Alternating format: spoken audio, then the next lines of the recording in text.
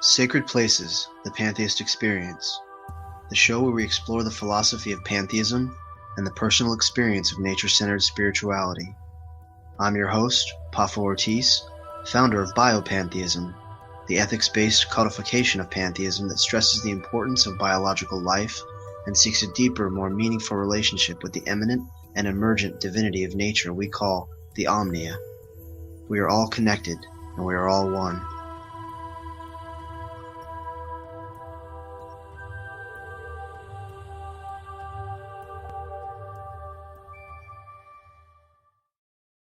Okay, welcome to Sacred Places, the Pantheist Experience. I'm your host, Poffo Ortiz, and I'm here with Chandler Klebs. Hi. I gave you a chance to say your hi this time because you blurted it out last time. So what we're basically doing now is a continuation of our first episode, which was what makes the difference between an atheist and a pantheist? What's the fundamental distinctions there?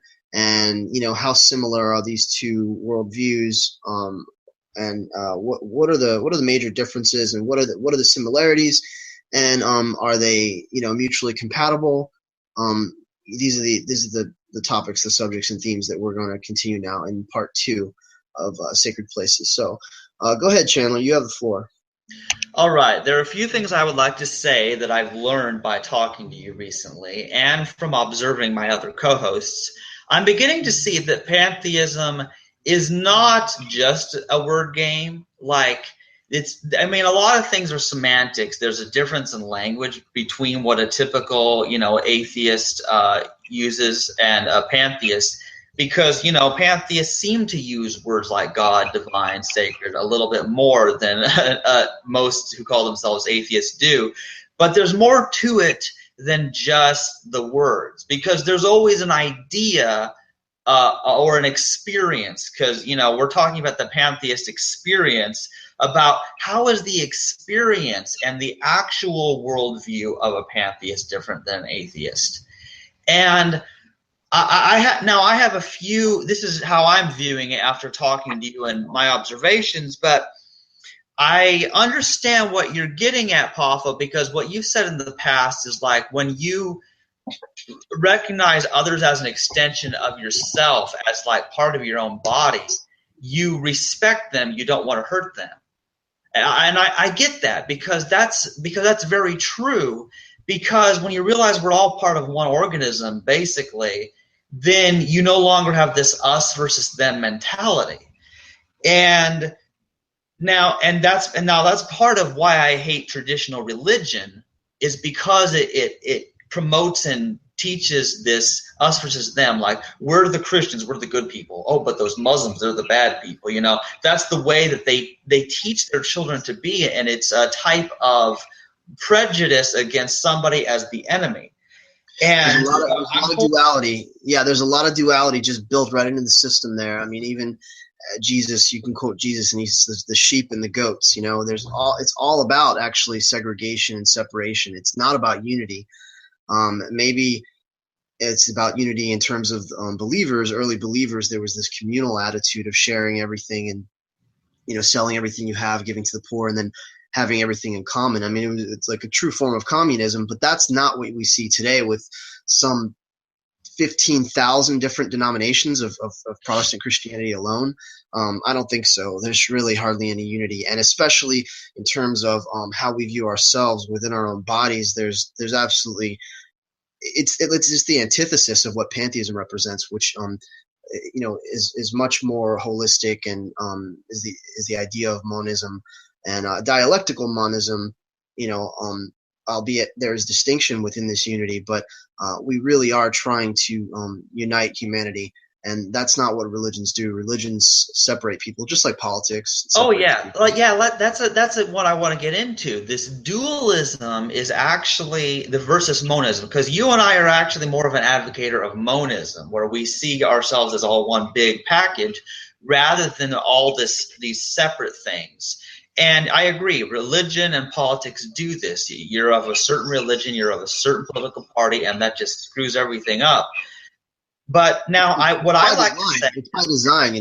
That's built in by design to basically get certain people to follow certain religious or political authorities, and to have the out group so that it's much easier to go to war when you can dehumanize others and see them as of lesser value. And this carries over into the animal kingdom and how we treat and view other life forms, which is is why we're vegan, because we don't look down on other organisms, and we actually are trying to elevate the status of non-human animals to view them as persons. It's very important. And what's interesting, what I'd say is that, for the most part, we do live in a world of dualism. Many things really are black and white. They are night and day. And it's important to understand that not everything is dualistic and not everything is monistic either, because there's still distinctions. An example comes to mind of morality. To say something is moral or immoral or good or bad, there are important distinctions about what separates them and how we know good from bad. So that's dualistic. In that sense, there obviously there is polarity, there is distinction, there is right and wrong. There are things that are salubrious and life-affirming and healthy, and there are things that are obviously self-destructive and chaotic and create harm and suffering. So this is actually as obvious as it sounds. It's like a no-brainer. We have trouble in the pantheist community with people who want to do away with that and say that there is no right and wrong. It's basically moral relativism. It's morality. moral relativism. Yeah. See, moral relativism is a big hindrance to veganism. It's a huge hindrance to veganism because people try to act like there's no moral difference between eating plants and eating animals. Oh, don't you know plants have feelings too? Oh my God! How many times do we have to? How many times are we up against this idiocy of plants have feelings too, plants are sentient. So on what level does this make any logical sense? What are we supposed to eat? And even if they do have feelings, isn't it obvious that a mammal, a bird, a fish is experiencing neurologically, psychologically and physically? They have a central nervous system, they have a brain, they have nerve endings. There's complex organism that is obviously experiencing trauma and pain and suffering. So it's just ludicrous, because to me it's just like a red herring, or absolutely false equivalence. Some things are just plain obvious. Anybody who has witnessed an animal being injured has seen them scream in pain and just be in agony. You can see, because they react the same way we would if the same thing happened to us. And we don't see that with plants. And even though I don't know the science about the central nervous system exactly, I've been told plants don't have a central nervous system the way we do.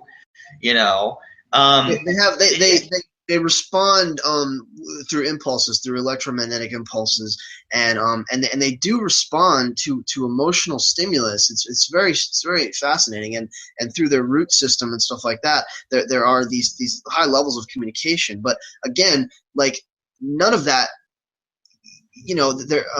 that in no way justifies the torture and dismemberment and enslavement and oppression of living organisms that we absolutely know feel pain and can suffer and have the capacity to suffer to the same degree that we do.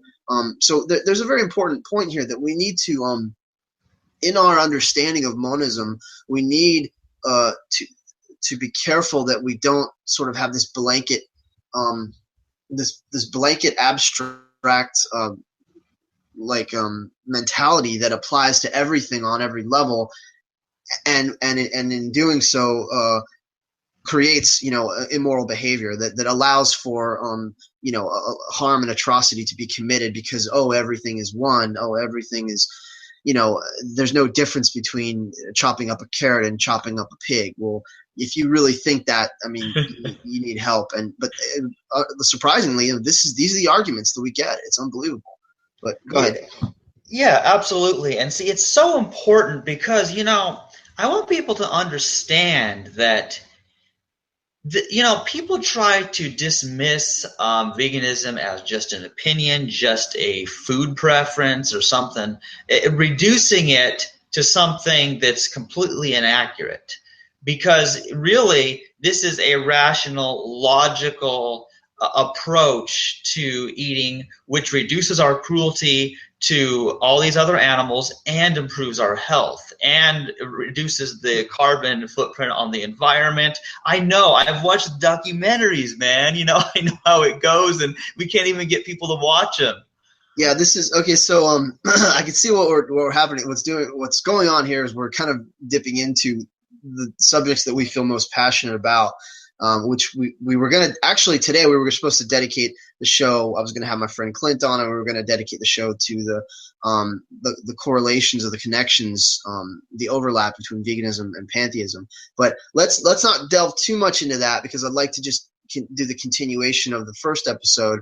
But I'm with you, and we're 100% in agreement there. Sorry for getting off topic there. No, it's okay. I mean, it's all relevant, but like let's get back to this idea that what really makes the distinction. You saw yourself as an atheist. I've always seen you as a pantheist. I've since the first few times I've heard you speak, I've always said this guy is like, he's right on. Like, I mean, you might label yourself as something else, but you've always had the right mentality when it comes to this. So that's good. What we need to do is discuss, am I an atheist or am I a pantheist, and how do we determine that? Like, how do we scientifically determine what I am? Actually, we already determined that you can be an atheist and a pantheist at the same time. On the last episode, that's right. Determined that. So you are still an atheist about every other religious system or every other belief system that exists, that deals in duality and anthropomorphic concepts of God and personifications of nature and things like that. The Abrahamic gods, the Abrahamic faiths, we should say, because it's a monotheistic concept of God. So you are an atheist, and I am an atheist when it comes to those things. So there's no conflict there. Let's just determine whether or not you're actually a pantheist. So okay. So with me, you froze up there for a minute. Yeah. So that's my question is, now you see me as a pantheist, and I'm curious for you to explain how it is that you came to call me a pantheist in that way. Because of your attitude toward nature, your attitude toward life, because of your empathy and your compassion toward other biological organisms, and your essential core drive toward improving the quality of life for all. Like you have this very humanistic, altruistic, forward-thinking mentality that is really trying to unite humanity and just help make a better world. And not all atheists are like that, for one. And then number two, you recognize the interconnectedness and the interdependency of all things. You actually recognize that we're all one gigantic organism. We're all part of one giant living system. And most atheists, staunch materialist atheists, reductionists, don't view it in that way. They view the universe as a cold, dark, uncaring place that is completely just void of any purpose or meaning, and like just everything in life, everything in nature, like nature is not your friend. Everything in nature is out to kill you.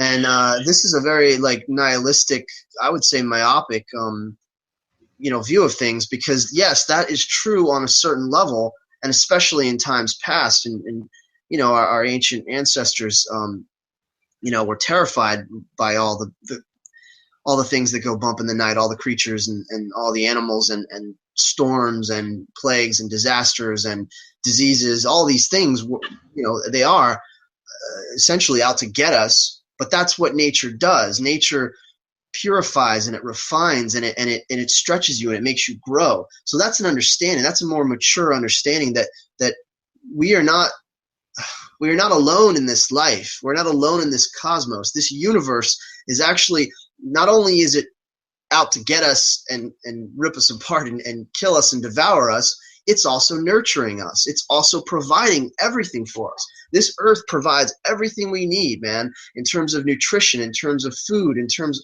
of water and air and substance. So like they're completely overlooking all of that, and they're just choosing to focus on the negative. The difference between an atheist and a pantheist is a pantheist sees the big picture, sees the whole, and understands that Mother Gaia, as we would say, is the nurturing, loving parent that's caring for us. And of course, she has aspects that are always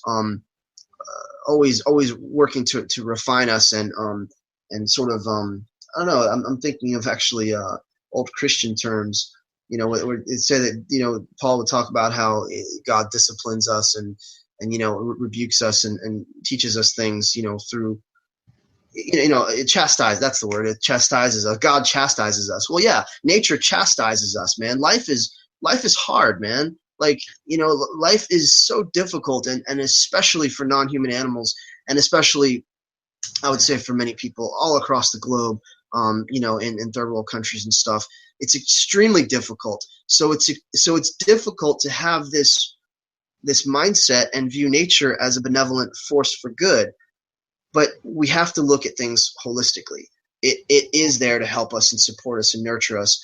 And we are the moral, ethical aspect of this totality. And that's the important part, is the responsibility we have if we want to make a better world. If we want God to be benevolent, if we want, nature to be kind, then the only way that it can be kind is through us. So basically all of this is included in the package with pantheism, and this is not understood or discussed in terms of atheism. Right. So we could say it as be the change you want to see in the universe.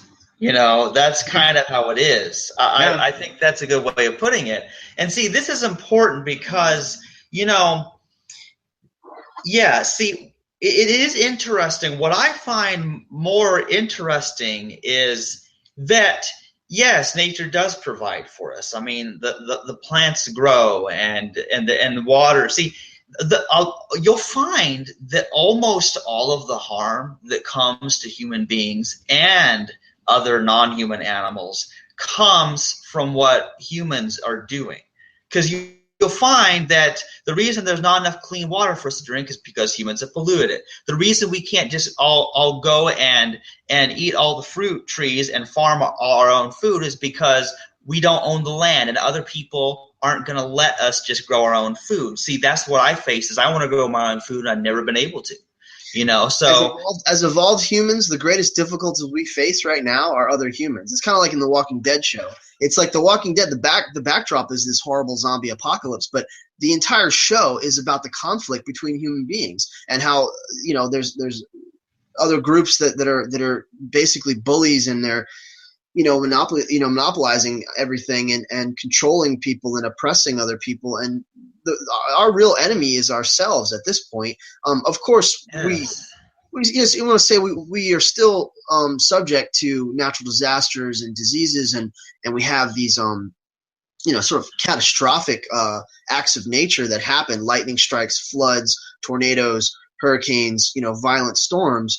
But because of our technology, because of our evolution and the stage that we're at right now, we can protect ourselves and predict a lot of that and really sort of mitigate so much of that. So yes. Just imagine if we just had a peaceful coexistence with other humans, life would be much easier. I mean, yeah, again, see, that's the thing about it, and this is where the hope comes from. Because, Poffo, here's the deal. We are not able to change the fundamental laws of the universe or nature. We can't really change that there are some of these diseases can't be stopped. Natural disasters can't be stopped. However, there's this huge portion that can at least theoretically be stopped if humans cooperate.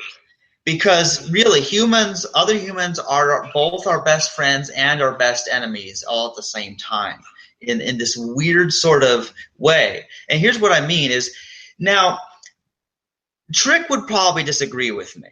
Of course, he disagrees with everybody. But Trick tries to point out, the harms inherent in the animal kingdom, even without human intervention. And I'm not going to deny that. I'm not going to deny anything I don't deny negative. it either. I don't deny it either. He says that I don't stress and focus on it enough, that I need to highlight that. And I keep saying I'm not overlooking it. I'm not blind to it.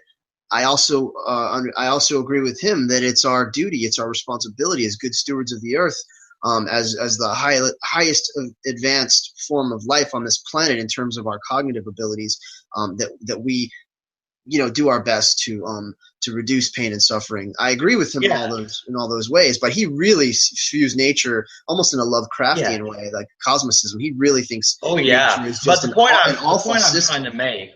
Yeah, go ahead. I'm trying to make is, yes, it's true. There's absolute cruelty in nature that humans don't cause. However, our focus is on communicating and educating the humans so that humans can reduce the harm that they are causing. Because there's a lot in nature that we can't influence, at least not with our current knowledge and technology. Not right now, right? Not right now. And it will advance. It will advance if we make it. If we make it that far, we absolutely can change things for all life on this planet for the better. But I definitely think we need to get our shit in order first. Yes, definitely. And so, that's the thing about it is, and here's something interesting. Now, while there is some bad stuff that happens in nature outside of humans, there is one thing I have to say. The reasons for it are vastly different. Because other animals do not kill for money. They do not kill for money. They don't have the financial incentive. They look, those lions are killing those other animals because they're hungry. And all carnivorous predators are doing what they do to survive, for following their instinctual drives. They don't kill for pleasure. They don't kill for greed. They don't kill out of jealousy. It's just literally to sustain their own life. And that cannot be considered evil. It's just an unfortunate consequence of the primitive, visceral, heterotrophic nature of the natural world at this time. So of course, nature is not inherently evil. Nature is just out to survive. It just wants to live. Every single animal and every plant just wants to perpetuate its own existence. And in the process of that, as primates, we have now evolved to that point where we can recognize in so doing, in trying to perpetuate our own existence, we can do things better. We can redesign our societies, our cultures. We can literally reshape the planet and live, in a much more symbiotic way with the environment. And I always talk about it, homeostasis. Oh yes, absolutely. Balance. It's all about balance. Yeah, definitely. So you see these distinctions between how atheists view the world and how pantheists would view the world. Pantheists are typically accused of romanticizing nature and only viewing the good, the good, the pretty, the warm, fluffy stuff, and not spending enough time, not really acknowledging the bad that's there. But it's not true. I mean, we see the big picture, but we also recognize that if anything is to be revered and honored, and if anything is to be respected, if anything should be put at the forefront, and our focus and our if anything supersedes all, it is nature itself. Nature is our origin, it's our source, it's our everything, man. So that's why I call it omnia. Yeah, and it's very interesting because here's what I would have to say is, there's a lot of movements out there. We've talked about, there's a lot of other social justice. There's a lot of movements out there trying to make the world a better place. They're currently not united very well. But all of these things have to do, like all of the positive movements actually have to do with the respect for life. Even things that may be poorly done still come about from a desire to improve the quality of life and to reduce harm and promote the happiness. I agree with this, and here's what I mean. Like, let's take something I don't want to get on this too long. I want to keep on topic, but like controversial topic of antinatalism. It's not actually an anti-life position like people first think it is. Really, at least not to me, it isn't. To me, it's about, respecting the life that is here by not creating more lives and causing more suffering by the already existent structure and the scarcity and the monetary system that we live in. It's really out of respect for life that we're trying to reduce harm in that way. Sure. Yeah, sure. I couldn't really add anything to that. You're expressing my views entirely.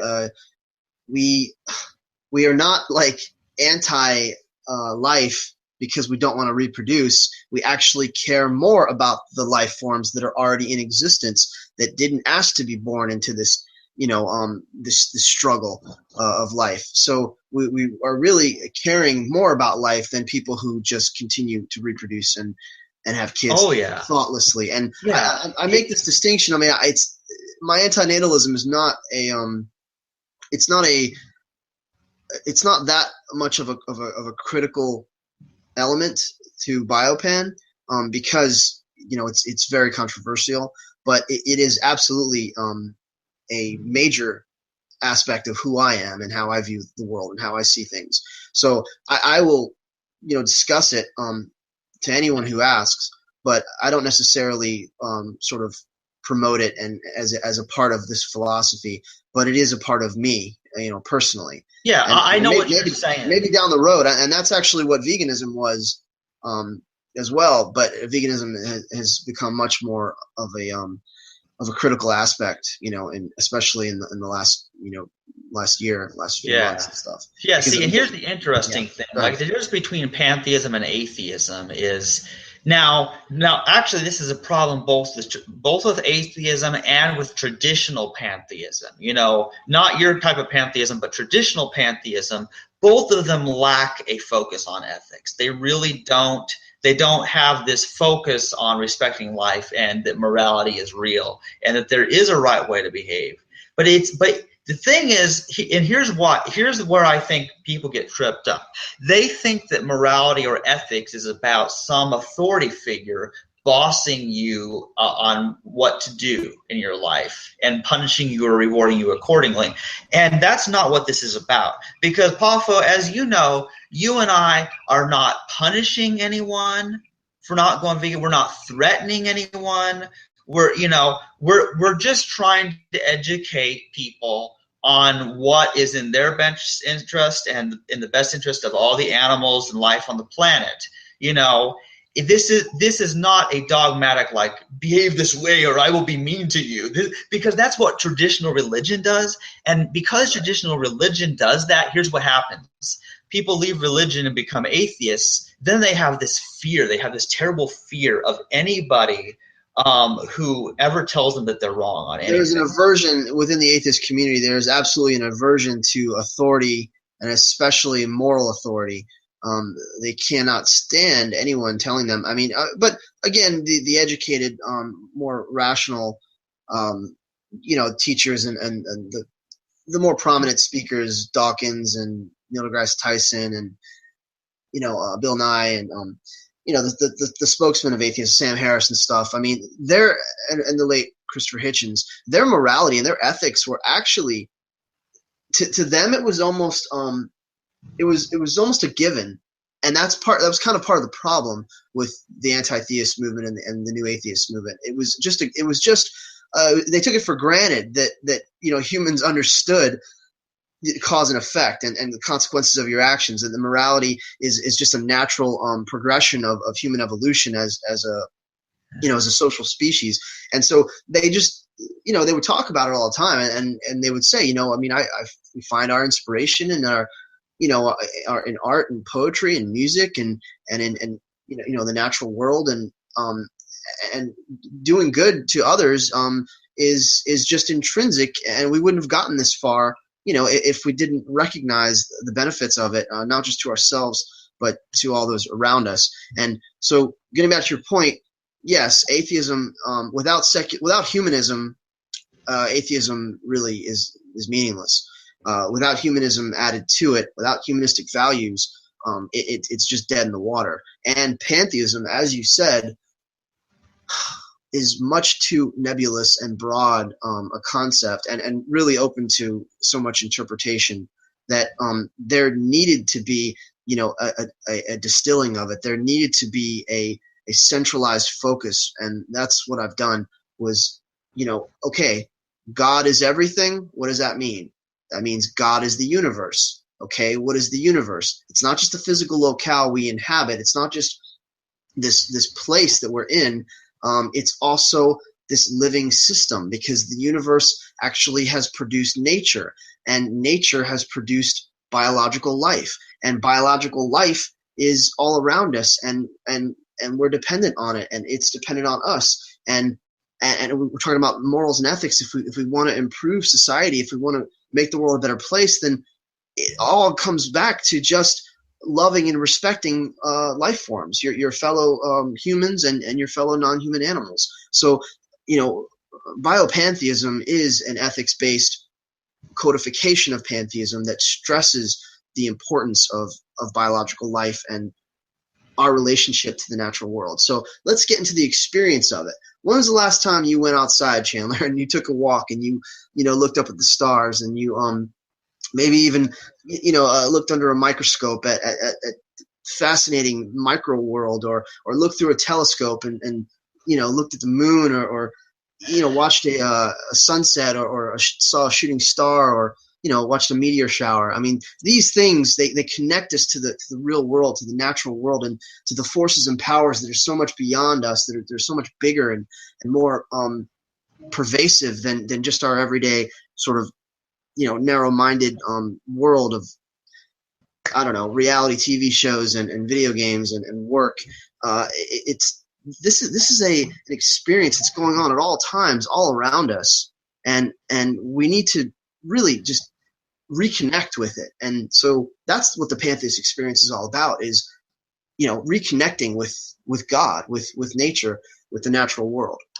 Oh yeah, that's important, and it's very difficult to do in this modern world. It's very difficult to do because, see, my dream, Poffo, I've wanted to have a few acres of land, and I would be out in nature daily. What I would be doing, is I would be, for one thing, I would be farming. I'd be planting and watering, all my vegetables, and I'd be growing food. And I would also have, a pet horse, that just roams around and eats a lot of grass. I have it all thought out, and hopefully then there'd be trees, and I could climb the tree and look at the ants. And I mean, dude, okay, possible. It's a very quaint, sentimental notion, and this isn't an impossible goal, man. People do this all the time. You just need to live in a more rural area, and get involved in with actions and activities, and perhaps a job, some form of income that is integrated with living systems like that. I mean, be an animal care person, work at a wildlife rehabilitation center, or do some kind of forestry service or something. But it's actually all about your environment, like where you live right now. Like if you're stuck in an urban area, if you're in the middle of a city, it's very difficult. But right, when you live in a city like I do, where there's almost no nature around. I mean, everything's nature, but you know what I mean. There's no raw nature. There's no raw nature. That's what I would call it. Yeah, unfortunately, you have to go quite a ways from where I'm at to really get some nature where you're not having make that a focus. Make that your goal, man, and do what you can in your own way to reconnect, because that is spirituality. That's true spirituality. That's where you are really spending time in communion with God. The omnia is all around us. It's within us. And I wanted to say, remember that you can't get away from nature. It's always there. It's the only perpetual, eternal, omnipresent thing there is. So everywhere you go, again, you could just study science, start studying, human biology, and learn about your own anatomy, and you'll find inspiration and motivation there, because like it really is extraordinary. And again, this is the difference between an atheist and a pantheist. Or let's go ahead and make the even greater distinction. This is the difference between an atheist and a biopan. A biopan recognizes the life cycles and recognizes the interconnectedness and the just the miraculous nature of living systems, and how important it is that we observe them, and that we find our peace and our communion in these environments, because everything else just distracts us. Everything else really just draws us away from our true nature of being animals, of being earthlings, and we can never forget that we're first and foremost earthlings. In terms of societal. I mean, we're carbon-based life forms. You could break it down on a molecular level. We're mammals, we're primates, we're Homo sapiens, but we are fundamentally earthlings, and that should be the tie that binds us, and that should be the core, ideal, that the core value that we all share, hold in common. Oh yeah, definitely. You can't escape it. It's inescapable. Yeah, and it's really interesting because really now, I mean, you and I, like, we're talking about this stuff because we want to promote this stuff to other people. We want other people to come to this life-centered ethic. Because atheism and traditional pantheism are not enough. And traditional religions have not only failed to provide us a consistent system of ethics and a valid way of living, but are actually opposed to all that is good because of all the violence and dualism, us versus them, thinking that those systems create. They wouldn't say that they're opposed to it. They wouldn't say that they're opposed to it, but we know that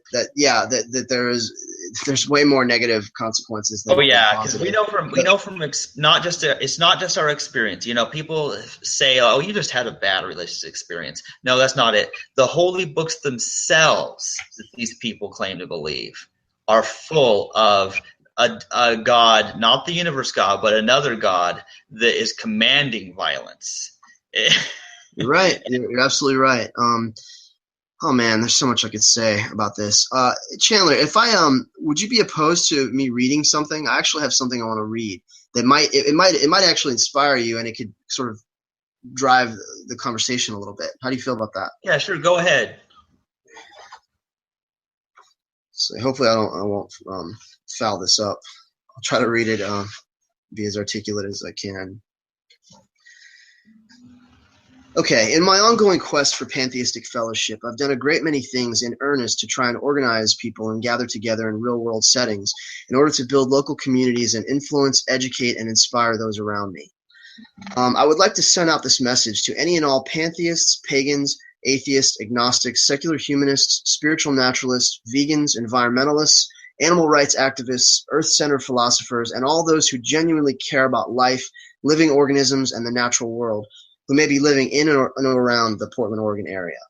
We are looking for enthusiastic, like-minded individuals desiring to gather together for coffee, philosophical chats, and group or individual education, counseling, and fellowship concerning pantheism, as well as many other relevant topics, including but not limited to spiritual naturalism, deep ecology, environmentalism, veganism, animal rights activism, wildlife conservation, science, biology, metaphysics, astronomy, cosmology, psychology, philosophy, human evolution, and the history of pantheistic thought.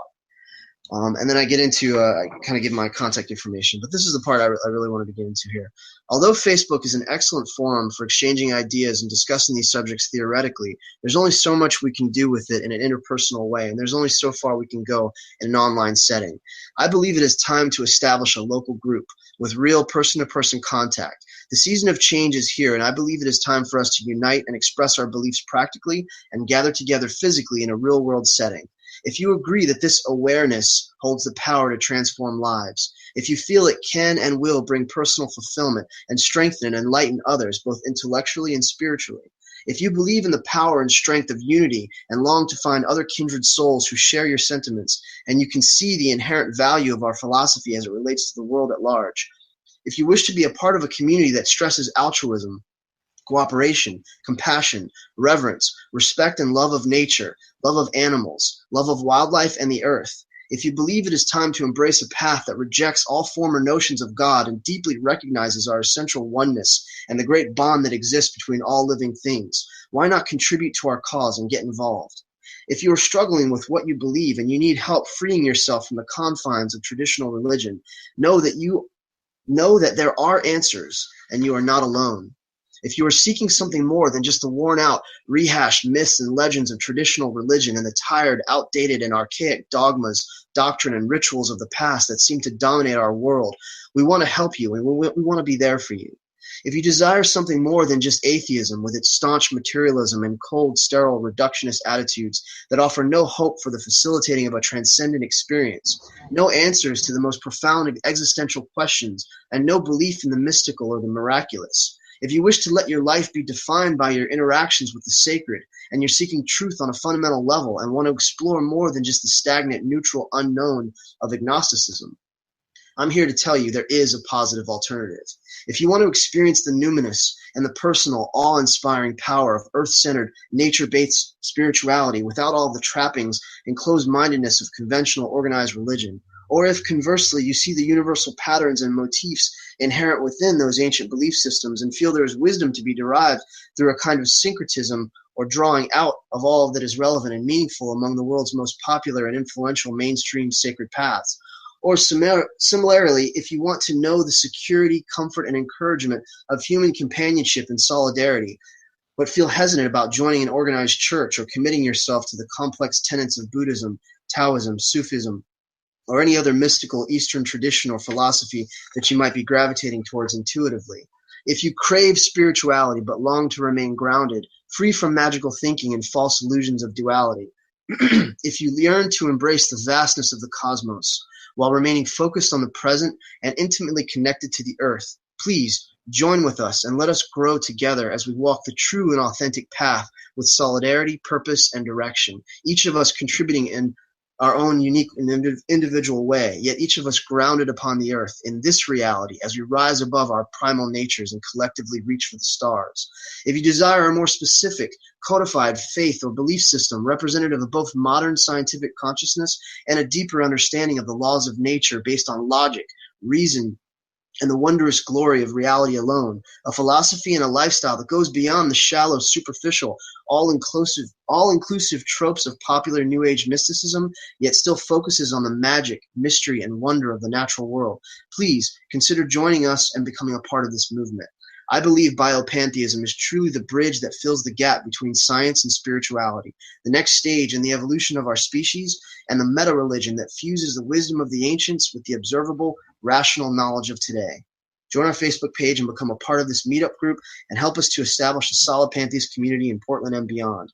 Help me take this philosophy to the next level. Let us codify, coordinate, mobilize ourselves, and organize into one cohesive body so that we may unite, advance, progress, and evolve to change the world. Now, you tell me. That's a little bit different than atheism, wouldn't you say? Well, yeah. I mean, it's just it's so beautiful, man. You know, because I think, we need to get the good that people can get without the bad, where, like you said, how they have to commit to some religious organization or some doctrine or something. Because I think that's what's scary, is that religions have been exclusive. Like, you have to accept this thing, you can't. Where I guess you would say one of the struggles people is they have to choose between faith and reason, sort of like in a sense, like they have to. There's a good point there. Does it take faith to be a pantheist? I mean, I mentioned faith a little bit in there, but honestly, no, it doesn't. It just takes your five senses. It just takes a rational, healthy, reasonable view of the world, and really, an awareness of living systems.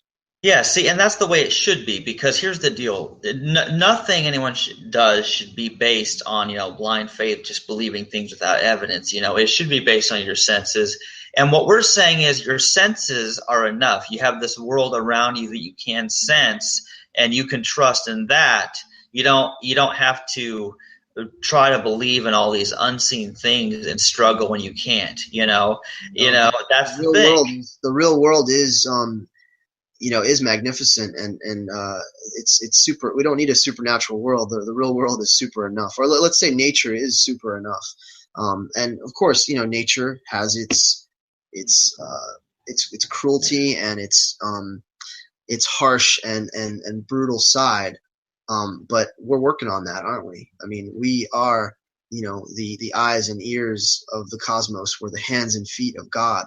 We are the ethical and moral manifestation of 13.8 billion years of advancement and progress and evolution, getting us to this point. So an atheist wouldn't recognize that. They would say it's all a causal chain of events. They would say it's all random. It's there's no purpose. There's no meaning in it. Well, yeah, in a sense, in my ontology. I mean, we can get into this later, but I don't think there's a purpose. We are giving it purpose right now. You said it. We are the personification of nature, of the universe. Right. Yeah, that's just it, is that the purpose, our purpose, in a sense, it's what we want it to be. But I'm not talking about purpose relativism. I'm talking about that our purpose is something we discover. It's a product of our evolution, yes, but that doesn't invalidate it. And I think this is important to understand, is that these things we experience, whether good or bad, they are real experiences that we're having. And that's enough. I think sometimes people get caught up in because my brain is wired through evolution to think this way, therefore it's not real. That's dumb. That's like saying, because my taste buds have been designed by evolution to think that ketchup tastes good, that ketchup doesn't literally taste good. Of course it does. That sure, just because of the way that I've evolved to be, that I think ketchup tastes good, doesn't invalidate the taste of ketchup. That's reductionism, man. That's what a lot of atheists and a lot of materialists do. They literally reduce things just to the bare minimum of the parts and the sort of the robotic functions of each individual part, and that's just not true to reality. There's nothing in this world, in this universe, that is not intimately connected to something else and doesn't correspond to something else on some level. Like, we say it over and over. It sounds cliche, but things literally are connected. Everything really is connected. Just look at the human body. This is a very important point. You want to understand God. You want to understand Omnia? Study your own biology. Study the human body and the neural network, the pathways in your brain, and how your arteries and all the capillaries and the blood vessels operate. And here's how your cells, each individual cell is working on its own and cohesively together with all the rest of the cells to formulate it and create movement and function the way that it does. Oh yeah, and here's the thing, Poffo. Like I was saying, this reductionism is a weird thing that atheists do that doesn't really make sense. What I was just saying, like they try to act like the experience isn't real or the morality isn't real or whatever, and that's dumb because, like, for example, religious people who believe in a traditional theistic God as a man in the sky or whatever, they don't start and they don't go and say, oh well, love isn't real because God programmed us to be that way. No, that's stupid. No, because here's the deal.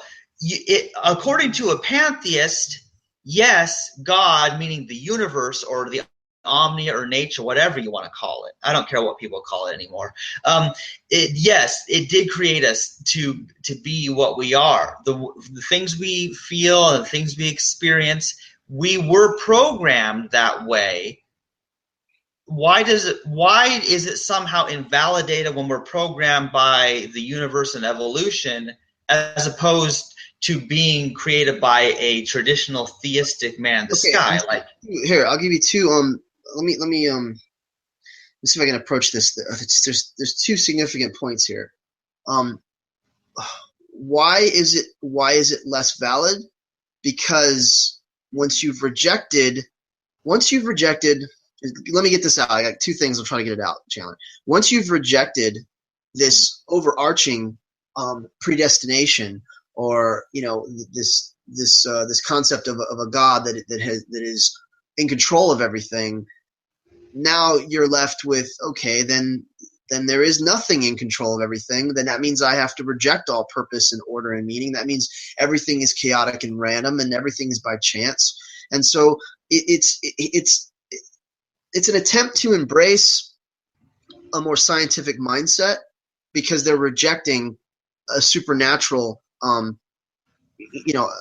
losing the religious terms here. Let me think. It'll come to me. Hold on. They're rejecting the supernatural providence, the providence of God.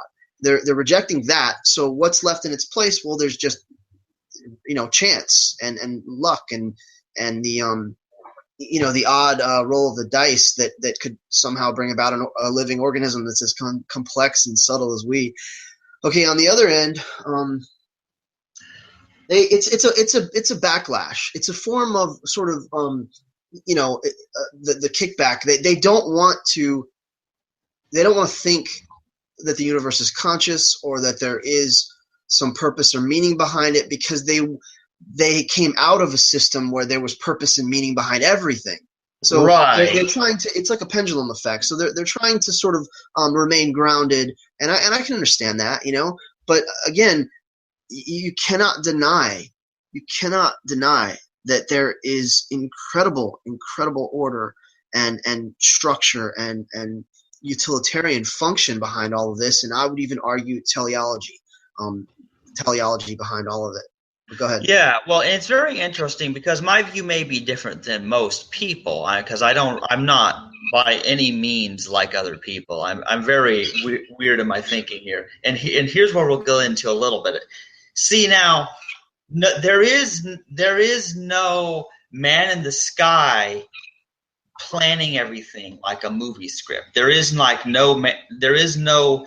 God in that sense having a script where everything's planned. And I'm going to create this person and they're going to do this. No, not like a plan. And that's fatalism, wherein the gods have decreed your fate and you can't do anything about it. Right. That's predestination, like the Calvinists. Yeah. Calvinism, predestination, and fatalism are all different ways of saying the same thing. Like, oh, God has decreed your fate and you can't change it.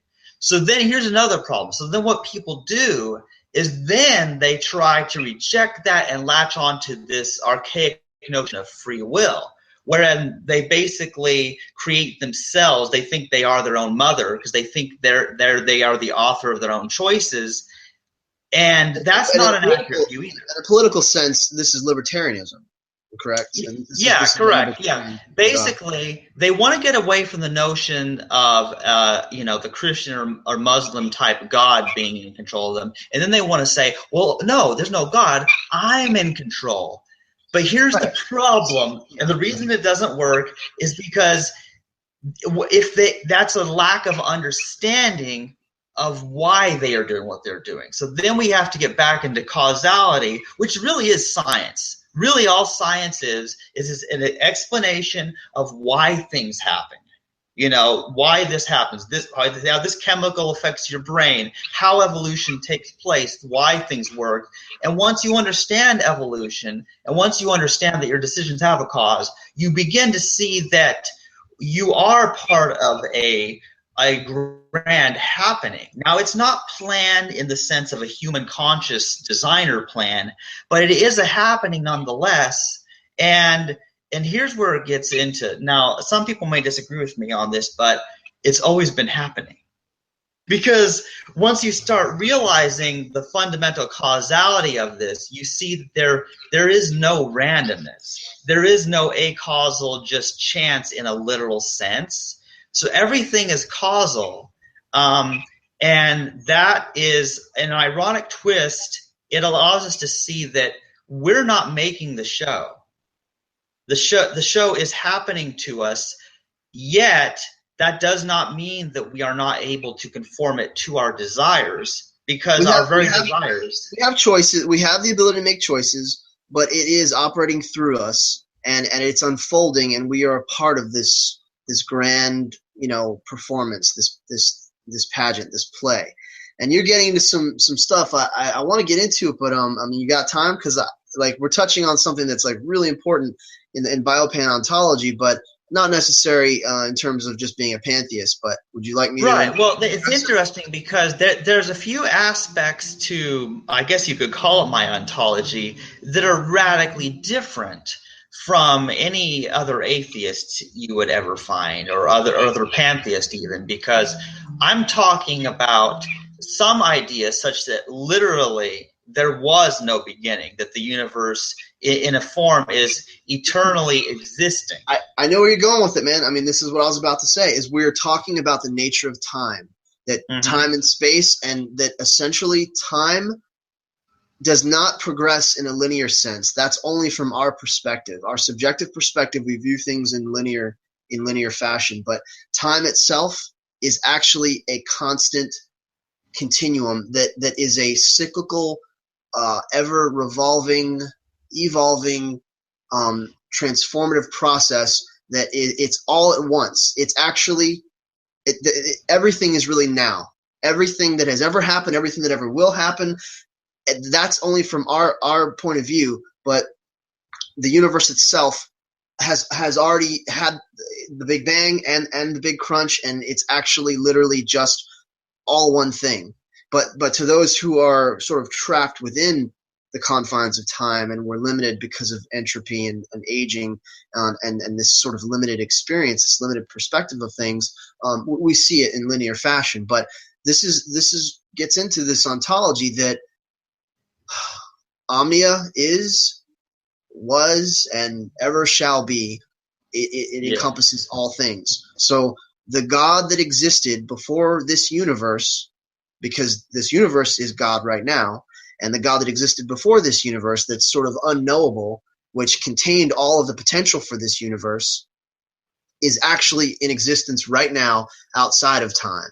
And we are inside of time, so we can't connect with it. That's why there's no sort of, God, the God of myth and legend, the theistic God, doesn't exist right now because it's us. We're it. Like we are God in the form of planets and stars and galaxies and solar systems and plants and animals. And the difference is that I don't believe that there was a pre-Big Bang, pre-universe deity that became the universe. No, I don't believe that. I'm more like an eternally existing universe that has always been changing in form, always. It's really hard for people to grasp onto this concept of no beginning and no end, but it is, as you stated, it was and is to come, it shall be, Yeah, what I was expressing is the pantheistic aspect of biopan, wherein we actually recognize, and this will trip you out. I mean, if you can grok this, you get an A+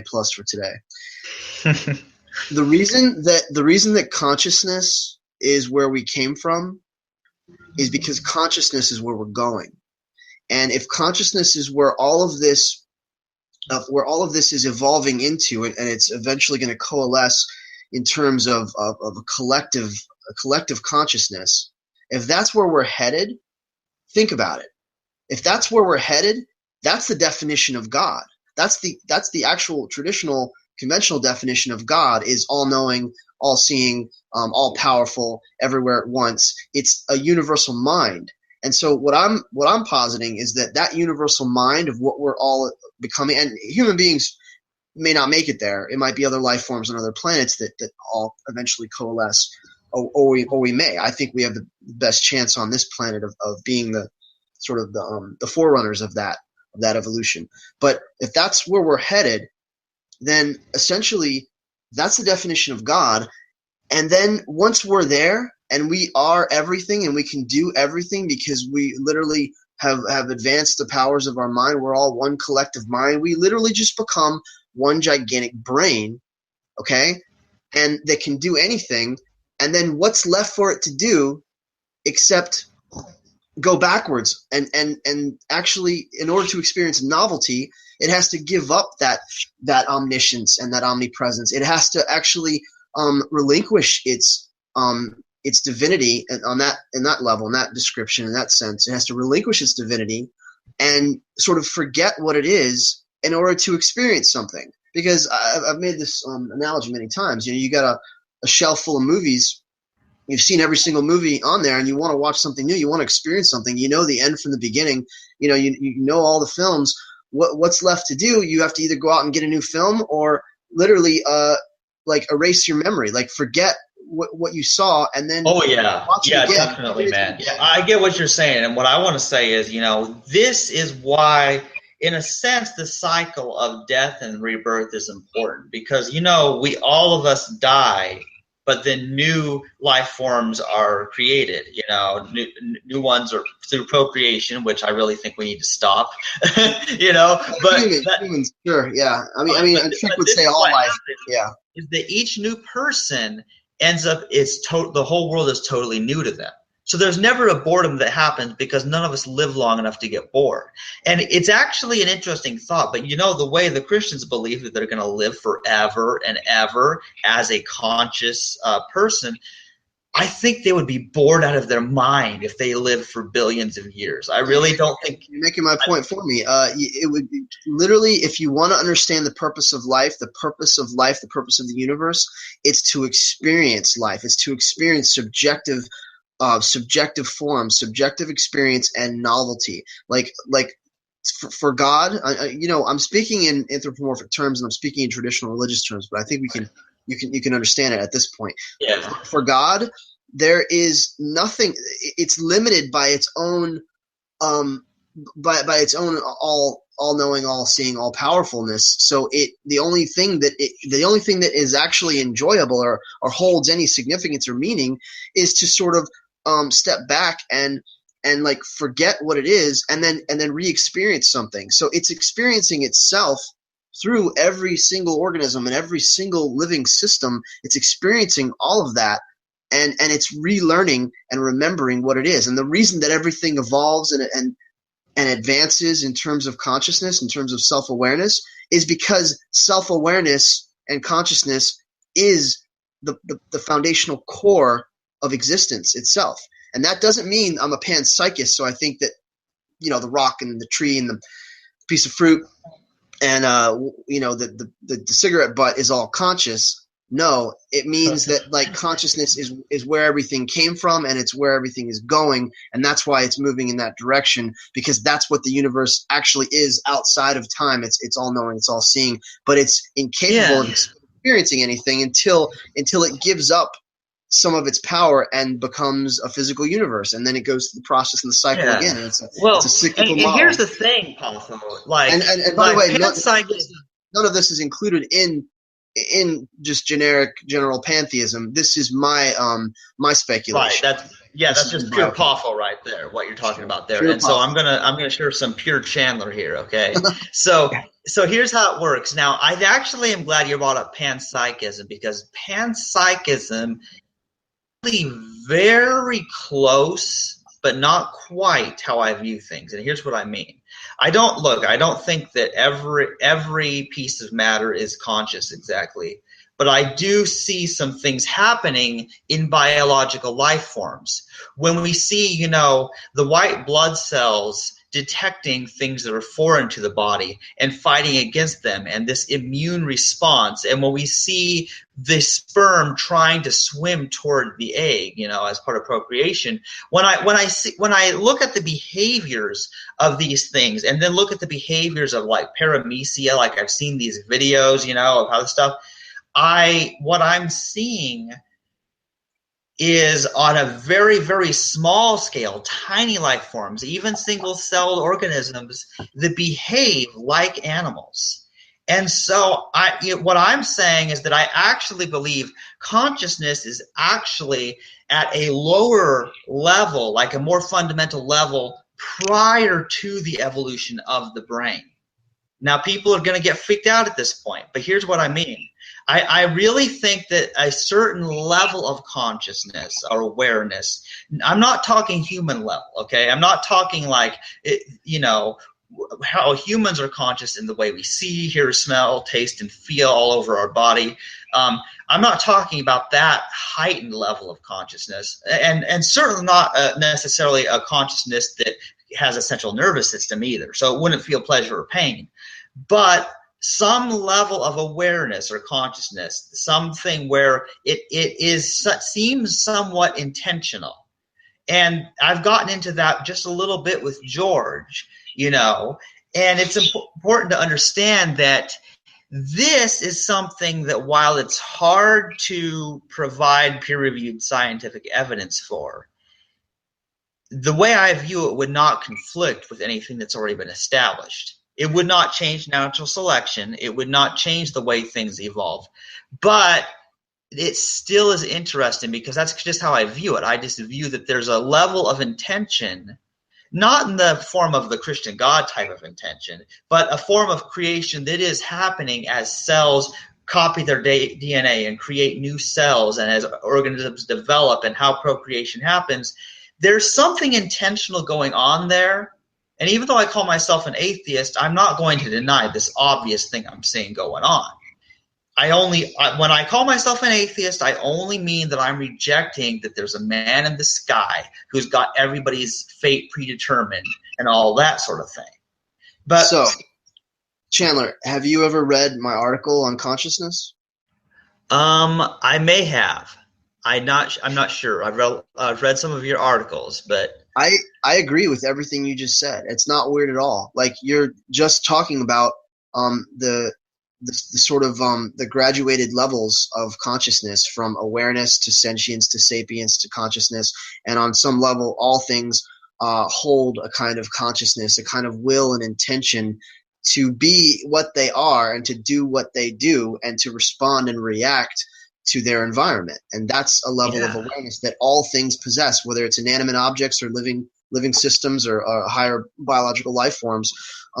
What you're talking about is the penchant, the proclivity toward organization and function, to metabolize absolutely. Things. And there is this law of correspondence in Hermeticism, where everything, as above, so below. Everything on a small micro level is just like everything on a macro level. And that doesn't mean that Saturn and Jupiter and its moons are aware of each other the way we would be aware of a fly buzzing around us, but they are aware because they are responding through gravity, electromagnetism, and the forces of nature. The laws of nature are causing all of these differentiated forms to respond and react to one another the way that they do.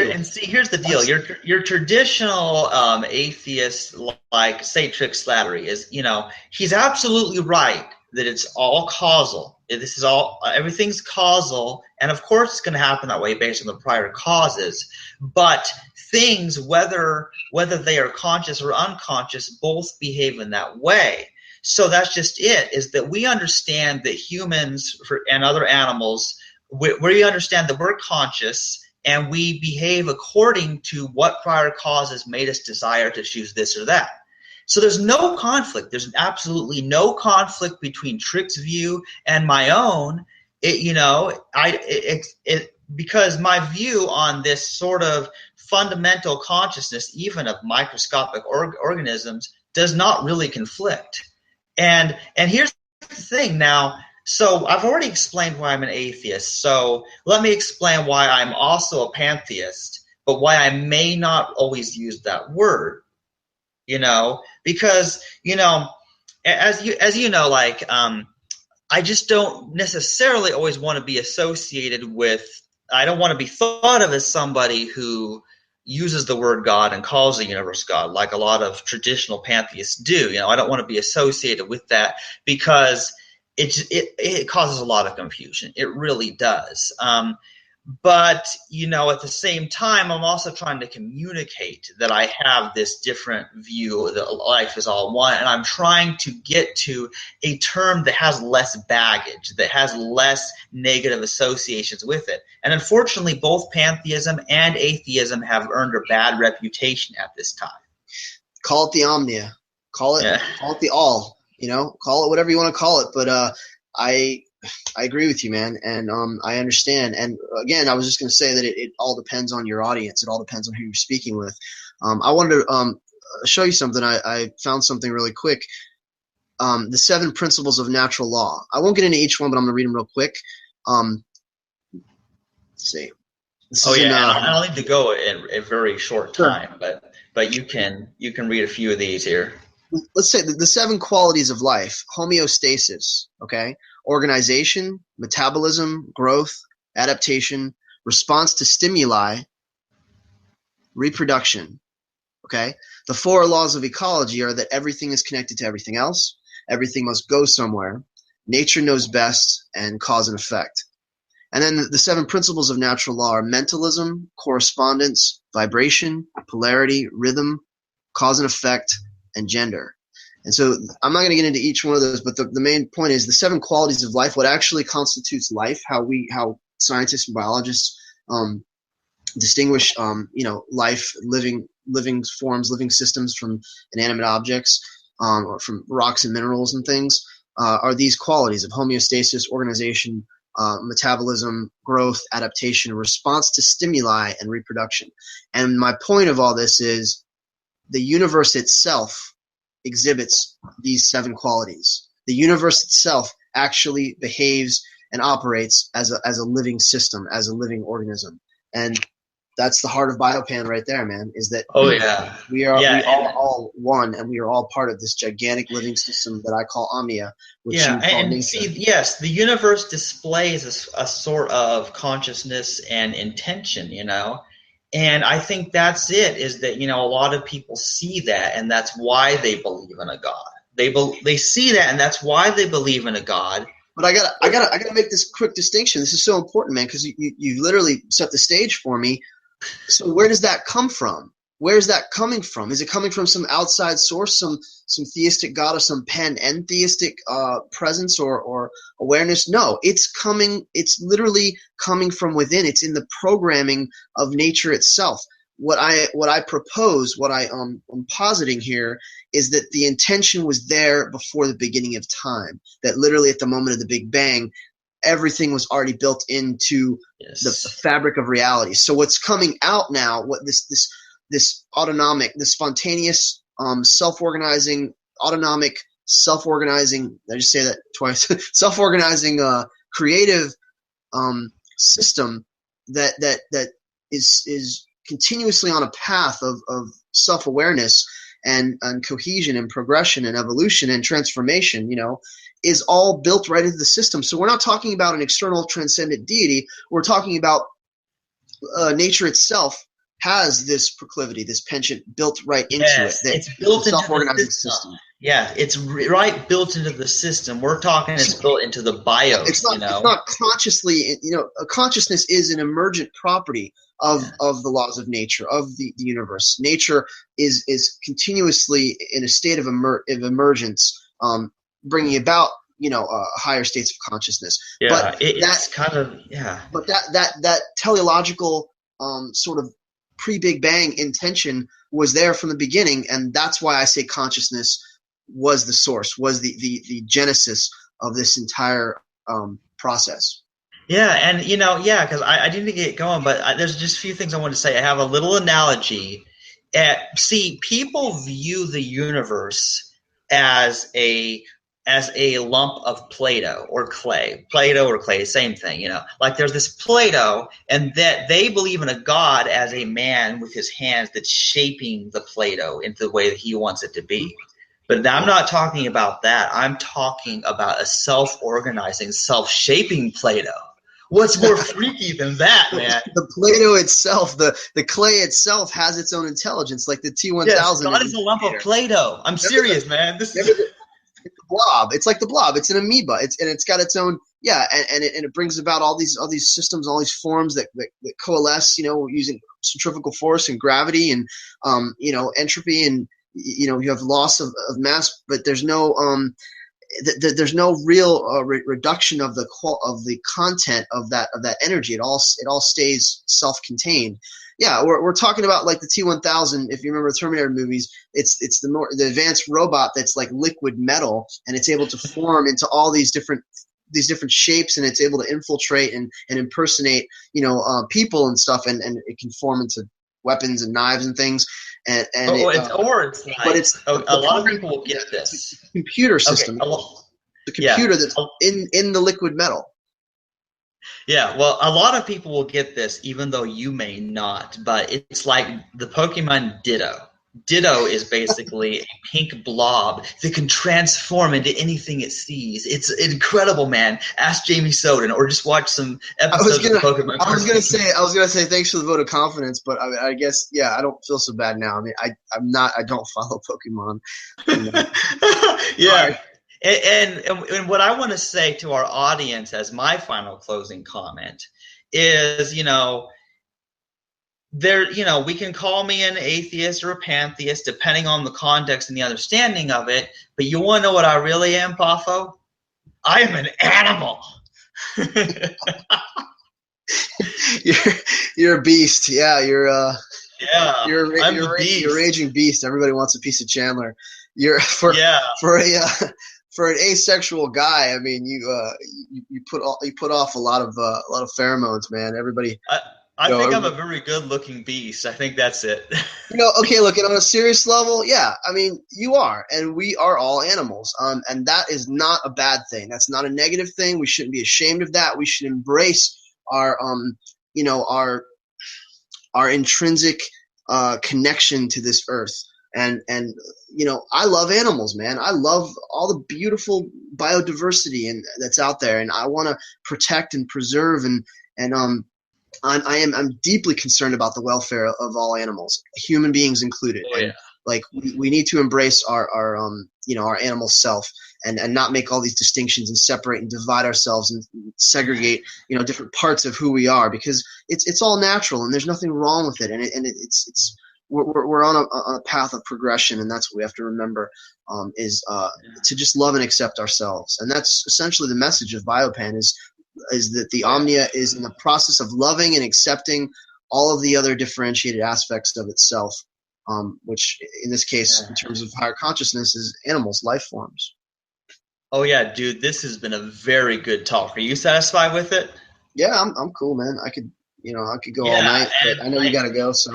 Yeah, I have to stop the broadcast now. I think we covered a lot, we covered everything. So I'm going to stop the broadcast now. Thanks to everyone who listened to this long talk about all these things. This is great. This is our source. This is our life. This is who we are. Please visit our website for more information about this life-changing philosophy. You can also join our Facebook groups by following the links provided in the description box below, and find fellowship with others who share these same ethics and ideals. Whoever you are not alone. The whole universe resides within you. Now and forever, in nature we trust.